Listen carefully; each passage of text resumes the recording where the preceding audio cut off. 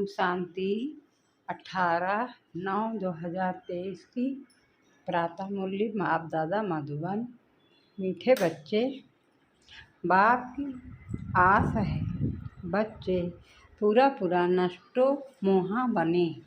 जब पक्का वायदा करें बाबा आप हमारे हम आपके, तब सच्ची प्रीत जुटे। प्रश्न है, रुद्र शिव बाबा द्वारा रचे हुए ज्ञान यज्ञ और मनुष्य द्वारा रचे जा रहे यज्ञों में मुख्य अंतर क्या है? उत्तर है, मनुष्य जो भी यज्ञ रचते हैं उसमें जो तिल आदि स्वाहा करते हैं वह मटेरियल यज्ञ है। बाप ने जो यज्ञ रचा है वह अविनाशी ज्ञान यज्ञ है। इसमें सारी पुरानी दुनिया स्वाहा हो जाती है। दूसरा है, वह यज्ञ थोड़े समय तक चलते हैं। यह यज्ञ जब तक विनाश न हो तब तक चलता रहेगा। जब तुम बच्चे कर्मातीत अवस्था तक पहुँचेंगे तब यज्ञ की समाप्ति होगी। गीत है, निर्बल से लड़ाई बलवान की। ओम शांति। अभी यह बच्चे जानते हैं कि इनको पाठशाला भी कहेंगे और ज्ञान यज्ञ भी कहेंगे। पाठशाला के हिसाब से इन ऑब्जेक्ट तो जरूर चाहिए। अभी यह यज्ञ का यज्ञ भी है और पाठशाला भी है। यह रुद्र ज्ञान यज्ञ है। वे लोग इनकी कॉपी करते हैं, मटेरियल यज्ञ रचते हैं। इनमें जो तिल आदि की आहुति डालते हैं और दूसरा फिर बहुत बड़ा यज्ञ भी रचते हैं जहाँ चारों तरफ शास्त्रों को रखते हैं। बहुत बड़ी जमीन ले लेते हैं, फिर एक तरफ चावल घी आटा आदि सब रखते हैं और दूसरे तरफ शास्त्र भी सब रखते हैं। जो शास्त्र मांगो वह सुनाएंगे। फिर वहाँ यज्ञ में स्वाहा भी करते रहते। बाप कहते हैं यह रुद्र तो मेरा नाम है। कहते भी हैं रुद्र भगवान ने यज्ञ रचा था, इसका नाम पड़ गया रुद्र ज्ञान यज्ञ। जैसे नेहरू के बाद नाम रखते हैं नेहरू मार्ग, नेहरू पार्क आदि। अब रुद्र तो है भगवान शिव, उसने भी रुद्र ज्ञान यज्ञ रचा है। इस यज्ञ में सारी दुनिया, सारी पुरानी सृष्टि की आहुति पड़ती है। या कोई की बुद्धि में थोड़े ही होगा। कितनी बड़ी सृष्टि और कितना दूर दूर शहर हैं, सब इस अविनाशी ज्ञान यज्ञ में आहुति पड़ जाएंगे। पुरानी दुनिया का विनाश तो जरूर होना है, फिर नई दुनिया बनेगी। विनाश होने में नेचुरल कैलेमिटीज भी मदद करती है। तो यह है रुद्र राजस अश्वमेध अविनाशी ज्ञान यज्ञ। अविनाशी माना जब तक विनाश हो तब तक चलता रहे। ऐसा यज्ञ इसका चलता नहीं है। बहुत में बहुत एक मास चलाएंगे। गीता भी एक मास सुनाते हैं। अब बाप समझाते हैं, मैंने यह ज्ञान यज्ञ रचा है। यह है राजस अश्वमेध, यानी तुम्हारा जो रथ है उनको स्वाहा करना है, बलि चढ़ाना है। उन्होंने नाम दूसरा रख दिया है। तज प्रजापति का यज्ञ दिखाते हैं, उसमें घोड़े को जलाते हैं। बड़ी कहानी है। बाप समझाते हैं, यह है मेरा अविनाशी ज्ञान यज्ञ। अविनाशी द्वारा अविनाशी यज्ञ। ऐसे नहीं कि सदैव चलता रहेगा। जब सारी दुनिया के स्वाहा होने का समय आए तब यज्ञ तक यह यज्ञ चलना है। क्योंकि बाप है ज्ञान का सागर। भक्ति के तो ढेर शास्त्र हैं, ज्ञान के का सागर बाप तो है जरूर। उनके पास नया ज्ञान होगा। बाप अपना पूरा परिचय देते हैं और फिर सृष्टि चक्र कैसे फिरता है यह भी समझाते हैं, जिससे आत्मा त्रिकालदर्शी बनती है। त्रिकालदर्शी बनने का ज्ञान और कोई दे न सके। एक तो ज्ञान की धारणा करना है, दूसरा तुम बच्चों को योग बल से विक्रमाजीत बनना है। जन्म जन्मांतर के पापों का बोझा जो सिर पर है वह जलने में टाइम लगता है। इतने वर्ष हुए हैं तो भी कर्मातीत नहीं हुए। कर्मातीत अवस्था जब आती है तब यज्ञ भी समाप्त होता है। यह बहुत बड़ा भारी यज्ञ है। आसार भी देखते हो, तैयारियां हो रही हैं। आगे चलकर तुम देखेंगे नेचुरल कैलेमिटीज भी से तैयारी हो रही है। कभी जोर से फ्लाइट्स होंगे, कभी अर्थक्वेक, कभी फेमन, अकाल होगा। वो लोग तो अपोड़े मारते हैं कि 4 वर्ष का प्लान बनाया है, फिर अनाज बहुत हो जाएगा। अरे खाने वाले मनुष्य भी तो बहुत जाती हैं, सिर्फ मनुष्य थोड़े ही। टिड्डियाँ, मक्खड़ आदि भी तो खा जाते हैं। फ्लाइट्स आते हैं, बहुत नुकसान कर देते हैं। यह विचारों को पता ही नहीं पड़ता। तुम जानते हो फेमन आदि पड़ना जरूर है। आसार दिखाई पड़ते हैं। थोड़ी लड़ाई लग जाए तो अनाज आना वही बंद हो जाए। आगे लड़ाई में कितने स्टीमर्स डूबे थे, 1-2 का बहुत नुकसान किया था। बाप कहते हैं 5000 वर्ष पहले भी यह यज्ञ रचा था और तुम राजयोग सीखे थे। यज्ञ रचा जाता है ब्राह्मणों द्वारा। गीता में तो लड़ाई आदि की बातें लिख दी, संजय आदि भी है। यह सब है भक्ति मार्ग की सामग्री। यह भी अविनाशी है। फिर से भक्ति मार्ग में फिर वही सामग्री निकलेगी। रामायण आदि जो भी शास्त्र निकले हैं फिर निकलेंगे। जिन्हों की राजधानी चली है, अंग्रेज आए, मुसलमान आए, यह सब होकर गए, फिर आएंगे। फिर भी पार्टीशन होगा। इन बातों को तुम जान सकते हो। तुम्हारे में भी नंबरवार हैं। कोई तो कुछ भी नहीं जानते तो पाप समझते हैं। इतने यज्ञ रचते हैं, उन्हों को समझना है।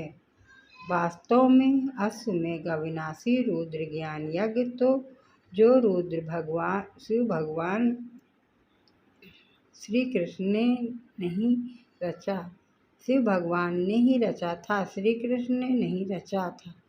श्री कृष्ण का वही चित्र तो सतयुग में मिलेगा, फिर कभी मिल ना सके, क्योंकि वह नाम रूप देश काल तो सब बदलता हो जाता है।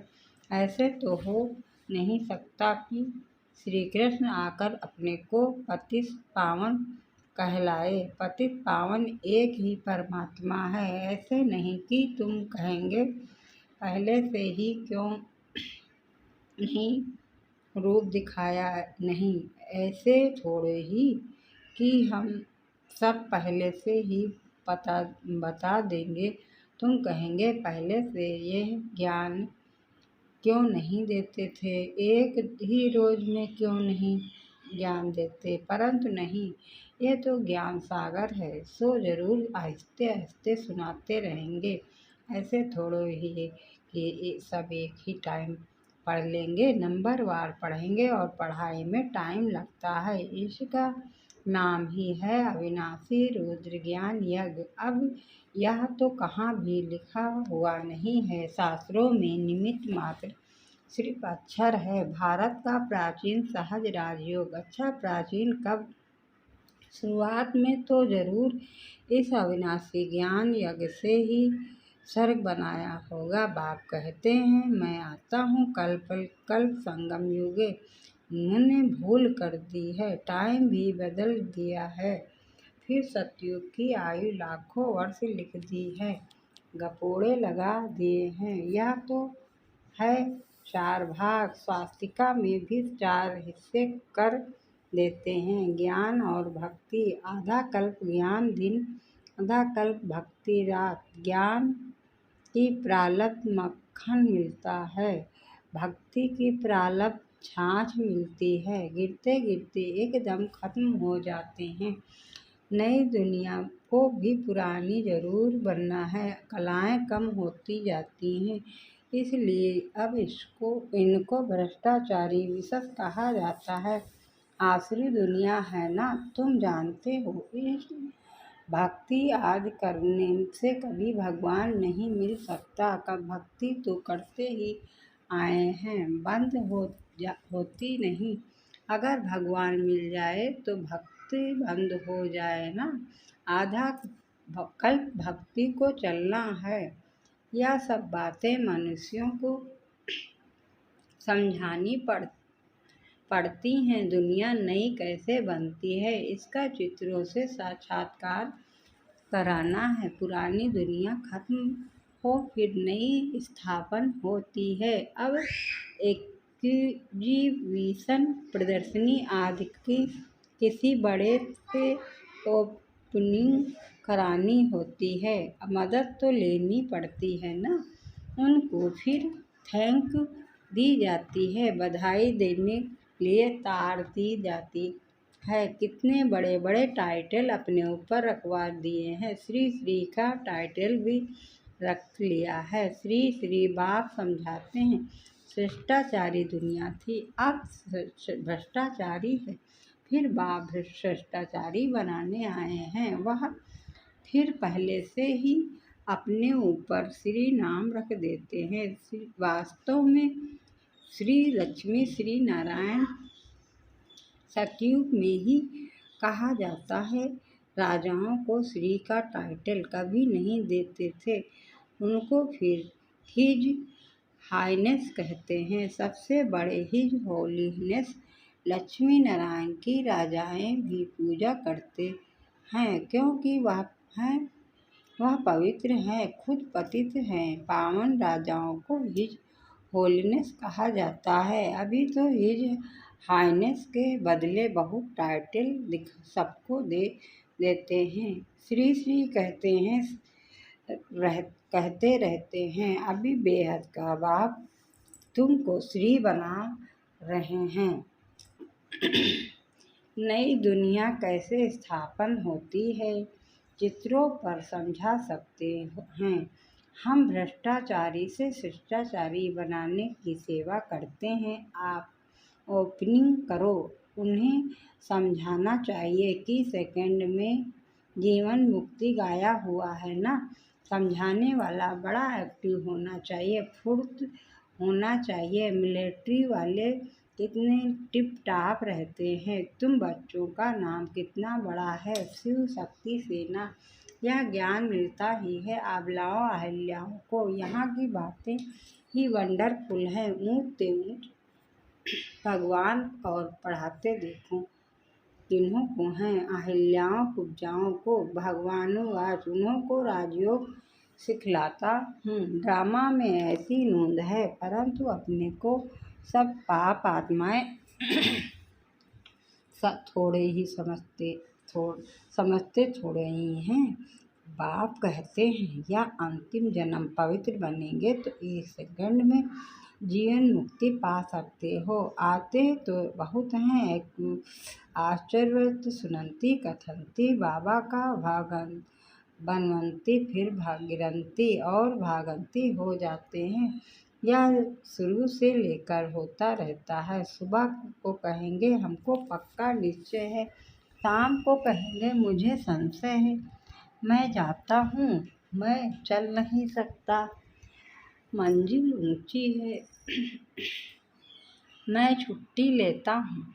ड्रामा की भावी बाप को फारगती दे देते हैं। माया इतनी प्रबल है जो चलते चलते थप्पड़ लगा देती है। बच्चे कहते हैं बाबा माया को कहो थोड़ी नरम हो जाए। बाबा कहते हैं मैं तो माया को कहता हूँ खूब गर्म हो।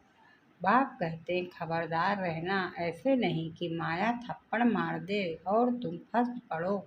तुम मांगते ही हो। जनक मिसल ग्रस्त व्यवहार में रहते जीवन मुक्ति पाए। बाप कहते हैं एक जन्म पवित्र बनो तो तुम स्वर्ग के मालिक बनेंगे। मनुष्यों की जहर से विकारों से कितनी दिल है, चलते चलते गिर पड़ते हैं। हम शादी करना नहीं चाहते तो गवर्नमेंट कुछ नहीं कर सकती। समझा सकते हैं कि हम पति नहीं क्यों बने ही क्यों, जो पुजारी बने सबके आगे सिर झुकाना पड़े। मैं कुंवारी हूँ तो सब मेरे आगे सिर झुकाते हैं, तो हम क्यों ना पूज रहें।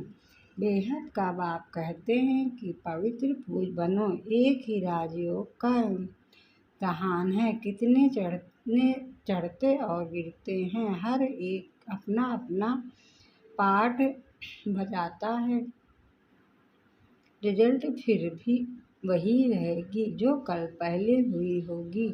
यह ड्रामा है, हम एक्टर्स हैं। पूरा नष्टो मुहा बने तब बाप से पूरी प्रीत जुटे। बाबा हम तो आपको ही याद करेंगे, आपसे वर्षा लेकर ही छोड़ेंगे। ऐसी प्रतिज्ञा करनी पड़े तब ये स्त्री पुरुष दोनों पवित्र बन स्वर्ग धाम जा सके। दोनों ही ज्ञान चिता पर बैठ जाएंगे। ऐसे तो बहुत जोड़े बनेंगे, फिर जल्दी जल्दी झाड़ बढ़ना शुरू हो जाएगा। अच्छा, मीठे मीठे सिकिलधे बच्चों प्रति माता पिता बाप दादा का याद प्यार और गुरबानी। रूहानी बाप की रूहानी बच्चों को नमस्ते। हम सब रूहानी बच्चों की तरफ से रूहानी माता पिता बाप दादा को याद प्यार गुड मॉर्निंग, नमस्ते नमस्ते नमस्ते। धारणा के लिए मुख्तार है, पहली पाठ है। इस अविनाशी ज्ञान यज्ञ में अपने इस रस सहित सब कुछ स्वाहा करना है। सर्विस के लिए बहुत बहुत चुस्त और फुर्त बनना है। दूसरा है, माया कितनी भी गर्म हो सावधान रहे, उसके थप्पड़ से स्वयं को बचाना है, घबराना नहीं है। वरदान है, दया भाव को धारण कर सर्व की समस्याओं को समाप्त करने वाले मास्टर दाता भव। दया भाव को धारण कर सबकी समस्याओं को समाप्त करने वाले मास्टर दाता भव। विस्तार से है, जिन आत्माओं के भी संपर्क में आते हो, चाहे कोई कैसे भी संस्कार वाला हो, ओपिजिशन करने वाला हो, स्वभाव के टक्कर खाने वाला हो, क्रोधी हो, कितना भी विरोधी हो, आपकी दया भावना उसके अनेक जन्मों के कड़े हिसाब किताब को सेकंड में समाप्त कर देगी। आप सिर्फ अपने अनादि आदिदातापन के संस्कारों को इमर्ज कर दया भाव को धारण कर लो तो ब्राह्मण परिवार की सर्व समस्याएं समाप्त हो जाएंगी। स्लोगन है, अपने रहमदिल स्वरूप व सृष्टि से हर आत्मा को परिवर्तन करना ही पुण्य आत्मा बनना है। अपने रहमदिल स्वरूप व सृष्टि से हर आत्मा को परिवर्तन करना ही पुण्य आत्मा बनना है। अच्छा, ओम शांति ओम शांति ओम शांति। मुरली को सब्सक्राइबर जरूर करिए।